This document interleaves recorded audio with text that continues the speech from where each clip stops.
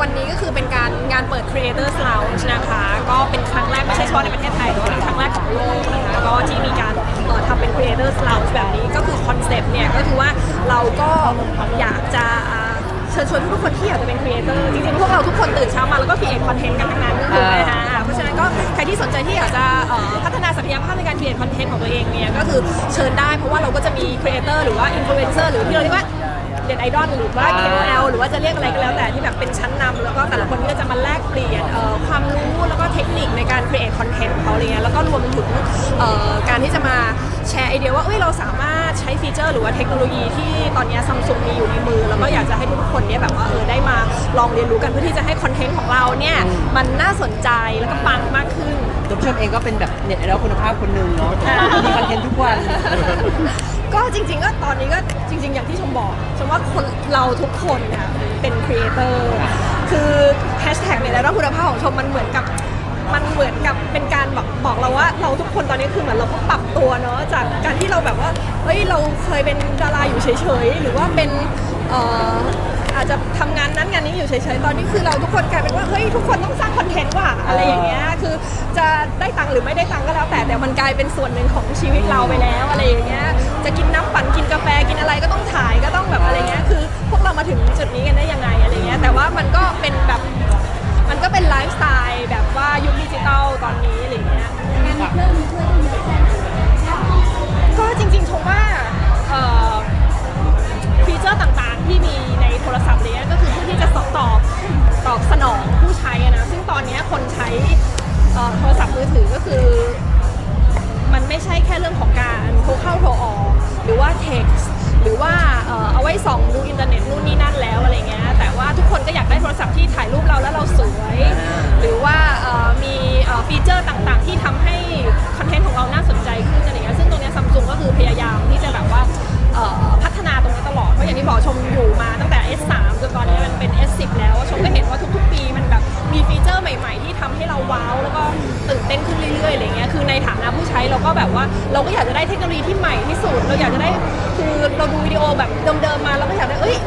อยากได้แบบนี้มันแบบมันขั้นกว่ามันมากกว่าที่เราเคยเห็นที่เราเคยใช้อะไรเงี้ยคือมันก็เขาก็พัฒนาตลอดเชิญชวนนิดนึงค่ะพี่ชมสำหรับคนที่แบบอยากจะมีเพิ่มลูกเล่นใหม่ๆให้กับตัวเองค่ะก็เชิญนะคะงานวันนี้จะมีงานในส่วนนี้จะมีถึงวันที่3 พฤศจิกายนนะคะทั้งหมด13 วันนะคะ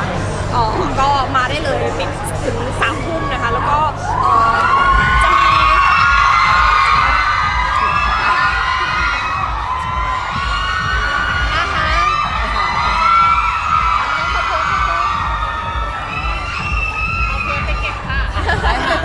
จะมีอะไรคะพี่ชมก็จะมีถึงวันที่3 พฤศจิกายนนะคะก็จะมี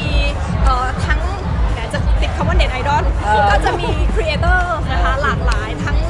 สาขาเลยไม่ว่าจะเป็นเรื่องอาหารท่องเที่ยวถ่ายภาพหรืออะไรเงี้ยต่างๆซึ่งจะมาแชร์ไอเดียแชร์วิธีการสร้างคอนเทนต์ให้น่าสนใจแล้วก็รวมถึงเราก็จะได้รู้ฟีเจอร์ใหม่ๆที่จะทำคอนเทนต์ของเราให้น่าสนใจยิ่งขึ้นมาที่เรื่องของงานการแสดงภาพยนตร์ของเราบ้างการคัมแบ็กเจ๊น้ำยังไงบ้างมาแบบโหยอดวิวพุ่งมากค่ะน่าสนใจไหมคะน่าสนใจค่ะประโยคนั้นอินเนอร์มันยังมาใส่เต็มเหมือนกันนะคะเฉพาะทีเซอร์ค่ะได้ข่าวว่าพี่โชว์มีซ้อมพูดอีกนานมากเลยก็มีเวิร์กช็อปค่ะก็อันนี้ยังไม่อยากแบบพูดมากเพราะว่าสปอยเนาะเดี๋ยวสปอยแล้วก็เดี๋ยวให้เป็นไปตามแบบแผนโปรโมทของทางค่ายดีกว่าแต่ว่าคำซีนนั้นเหมือนแบบเพราะว่าไม่เคยมีใครเห็นพี่ชมพูดคำนั้นออกมาค่ะกี่เทคก็ทำงานพีเพราะพูดคำนี้ในใจคือเอาจะพูดยังไงดีชื่อรางวัลละพูดเลยค่ะพี่ชมต้องยอมรับว่าพอตอนนี้เรามีลูกมีอะไรเงี้ยก็อาจจะต้องระวังมากขึ้นอะไรเงี้ยแต่ชมก็เป็นคนปกติชมเป็นคนปกติเลยอะไรเงี้ยเพียงแต่ว่าเราก็เป็นปุถุชนธรรมดาพูดอย่างนี้ก็แล้วกันแต่ว่าตอนนี้ด้วยบทบาทของแม่ด้วยแบบอะไรอย่างเงี้ยก็เรายิ่งลูกกำลังเริ่มจำอะไรเงี้ยก็เป็นช่วงที่ก็อาจจะต้องเลี่ยงให้มากขึ้นหรือว่าระมัดระวังมากขึ้นเนี่ยแล้วอย่างพอมันฉากนั้นปล่อยออกไปเนี่ยฟีดแบ็กที่เข้ามาหาตัวเราเป็นไงบ้างคะพี่ชมคนที่พูดถึงก็คือคนเรียกเจ๊น้ำตั้งแต่วันนั้นเลยก็เลยนี่หนังยังไม่ฉายเลยนะอะไร ไอ้ตัวทีเซอร์ หลายคนบอกว่าคอมเมนต์ผมว่ากลัวเลย ก็น่าจะเป็นเวอร์ชันที่ไม่เคยเห็น พี่นัทว่าไงบ้างคะตอนเห็นหรือยัง เขาบอกว่าตลกเขาบอกเขาดูเป็นสิบรอบเลยอะไรเงี้ยเพราะว่ามันจะตลกอ่ะ ตอนที่เขาดูค่ะพี่น็อตอะไรที่พี่น็อตดูทีเซอร์ เราไม่ได้อยู่ด้วยไงอะไรเงี้ยแต่ว่าเห็นแล้วแหละว่ามากดไลค์อะไรเงี้ยตอนที่ปล่อยอะไรเงี้ยค่ะแล้วก็พอกลับมาบ้านเขาก็ตื่นเต้นกว่าเราอีกว่าแบบเห็นว่าเขาคอมเมนต์ใหญ่เลยคอมเมนต์แล้วคอมเมนต์อีกก็แบบว่านางก็ตื่นเต้นอะไรเงี้ยเพราะว่านางคิดว่าน่าจะสนุก ทำไมถึงไม่ยอมรับบทแบบอย่างนั้นนะพี่ปกติไม่ค่อยเห็นในลุคแบบนี้เท่าไหร่ จริงๆมันยังมีปัจจัยอื่นๆอีกหลายอย่างอะไรเงี้ยค่ะที่ก็ต้องไปดูในภาพยนตร์อ่ะไม่สปอยเลย ไม่ต้องสปอยแต่ว่าถือว่าเรื่องนี้เป็นการฉีกคาแรคเตอร์ของผู้ชมเลยไหมคะ ก็ต้องฉีกแหละเนาะฉีกค่ะ มันฉีกคือแบบว่าไม่ต้องสปอยนะแต่มันจะมันคาดหวังขนาดไหนที่แบบว่าเกินคาดหวังขนาดไหนอะไรอย่างเงี้ย อ่ะดูทีเซอร์แล้วเกินคาดไหม ค่ะ พี่เจอแล้วแหละผมคิดว่าก่อนที่พี่เจอจะปล่อยคิดไปว่ากระแสจะดี เดือดดีขนาดนี้ คือเอาจริงๆคือชม คือเราคงทำหนังแล้วก็เราไปอยู่กับทีมงานอยู่กับทีมนักแสดงด้วยกันร่วมกับอะไรเงี้ยเราก็ถามว่าเราเล่นเรามีความคาดหวังไหมเราก็มีความคาดหวังนะเพราะเราดูแล้วเราก็สนุกกันเองนึกออกไหมคะแต่ว่าคือชมว่าส่วนหนึ่งชมเองก็ค่อนข้างจะเชื่อในการทำงานแบบโดยรวมของ GDH อยู่แล้วอะไรเงี้ยว่ากว่าจะผ่านตรงนี้มาอะไรเงี้ยก็ผ่านการกันกรองอะไรอย่างเงี้ยมาเยอะอะไรเงี้ยแล้วก็รวมถึงเรื่องแผนโปรโมทด้วยอะไรด้วยอะไรเงี้ยค่ะแต่ว่าก็ไม่ได้คิดว่าทีเซอร์จะแค่ทีเซอร์จะแบบว่าจะขนาด กลัว นั้น ว่าออกข้างนอกแล้วคนจะแบบว่าพี่ชมคะแบบขอเกี่ยวกาดร้ายๆอะไรอย่างเงี้ยนะ มีคนก็จะแบบว่าทำเป็นเจนาให้ดูหน่อยอะไรเงี้ย เริ่มมีแล้ว มี ตอนที่อ่านบทนี่คุณรับเลยใช่ไหมคะ จริงๆตอนแรกเลยอ่ะผู้จัดการขับรถมาหาที่บ้านเลยไม่โทรขับรถมาหาเลยบอกต้องเล่นนะต้องเล่นอะไรเงี้ยก็บอกว่าโอเคเดี๋ยวแป๊บหนึ่งเดี๋ยวขอฟังก่อนอะไรเงี้ยแล้วก็คุยกับทีมก็ทำเป็นตัดสินใจนานไปงั้นแหละแต่ใจก็คือแบบว่า อยาก ไป เล่น แล้วอยากเล่น แต่จริงๆพอเราเล่นอย่างเงี้ยเรากลัวว่าคนจะมองมีคนมองอีกมุมบ้างไหมคะพี่ชมว่าแบบพี่ชมไม่น่าเล่นบทนี้ไม่น่าพูดคำหยาบไม่อะไรอย่างเงี้ยมีบ้างไหมมีเจออ่านคอมเมนต์ต่าง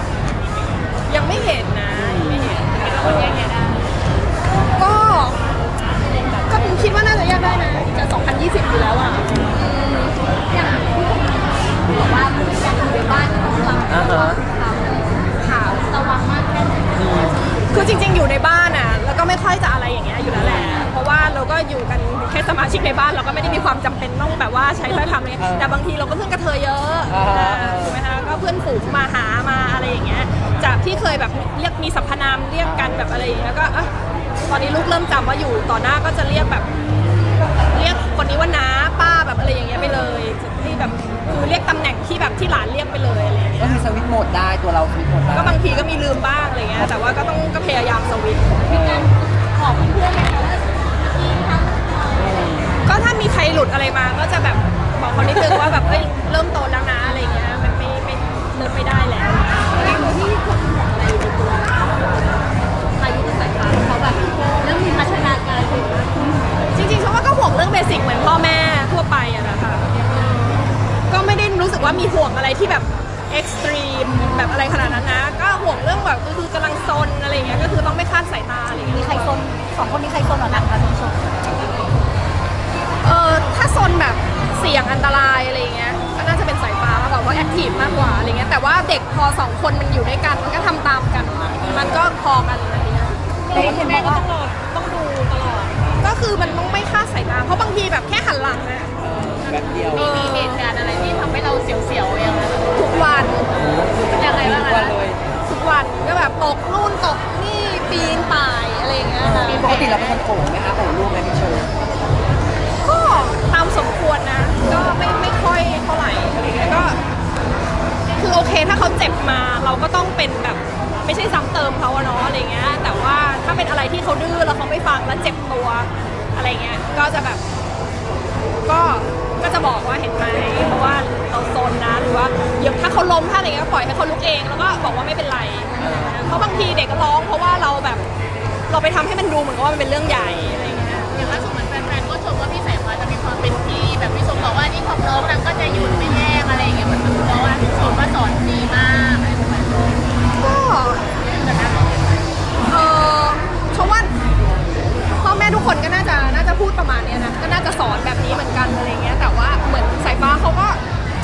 มือนเขาเกิดมาเขาก็เป็นของเขาเองนะว่าเขาเป็นพี่อ่ะชมก็ไม่รู้ว่าคือจริง ๆ เรื่องเนี้ยตอนแรกคุยกันกับสามีว่าแบบคือเขาเกิดห่างกันไม่ถึงนาทีอ่ะ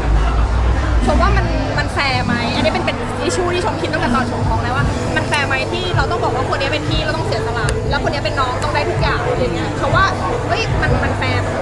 เหรอวะอะไรเงี้ยทำไมเราไม่สอนให้เขาว่าแบบเหมือนเคารพในสิ่งของกันและกันเช่นว่าถ้าพี่เล่นอยู่น้องก็ออกจากมือพี่ไม่ได้นะเพราะอันเนี้ยคือของพี่ณตอนนี้พี่ยังไม่วางอะไรเงี้ยชมว่า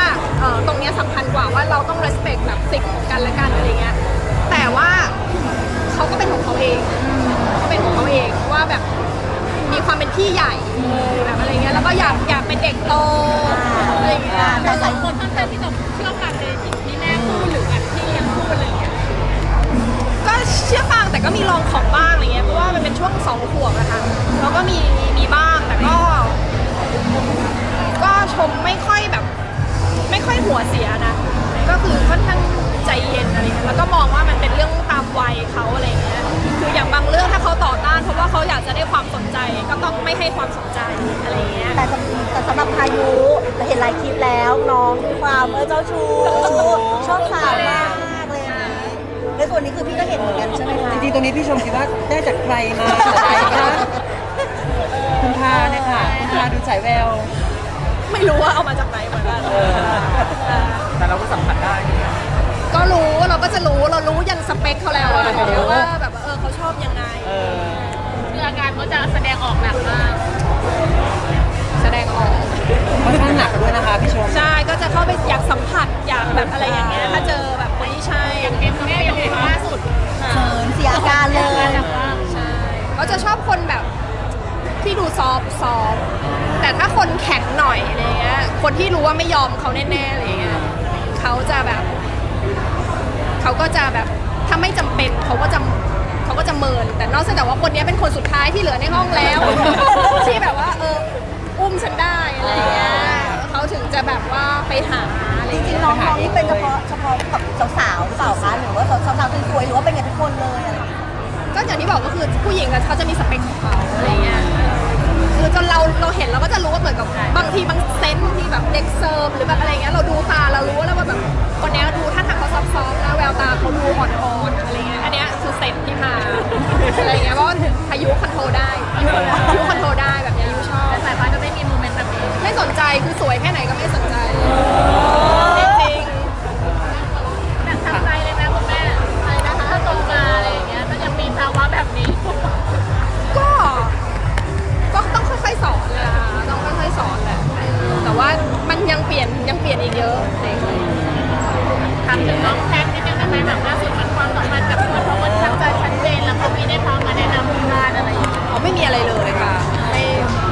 ไม่ทราบว่าชัดเจนไม่ชัดเจนอะไรอย่างเงี้ยเราไม่ได้